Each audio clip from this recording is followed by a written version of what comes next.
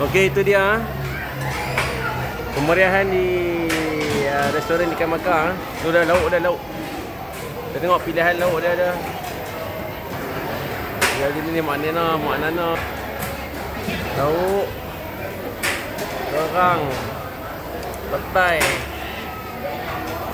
Terung. Ayam bawang, ayam goreng. Ada rabui. Semua ada. Pilih saja apa yang ada. Apa yang nak. Banyak itu tu dah. Juga amra pun dah. Oh dia. Muria mah, muria. Amanda ambil anda. Akif.